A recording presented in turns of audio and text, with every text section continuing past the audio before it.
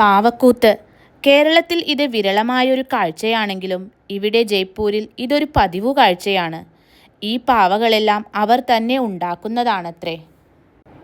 ആദ്യം വന്നത് അനാർക്കലിയാണ്, സുപ്രസിദ്ധ നർത്തകി.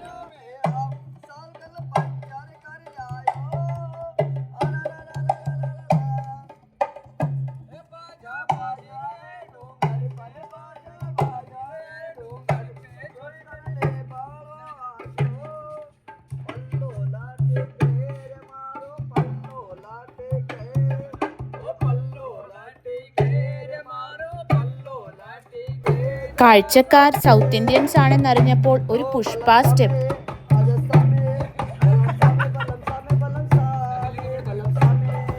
പിന്നീട് വന്നതൊരു മെജീഷ്യൻ ആയിരുന്നു.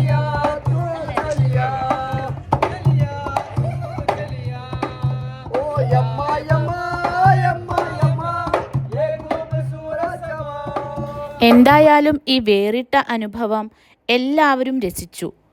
നോ സാലറി ഓൺലി ഡൊണേഷൻ എന്ന് പറഞ്ഞാണ് തുടങ്ങിയതെങ്കിലും കഴിഞ്ഞപ്പോൾ പറഞ്ഞത് 300 രൂപ മുതലുള്ള ഡൊണേഷൻ മാത്രമേ സ്വീകരിക്കൂ എന്നാണ്.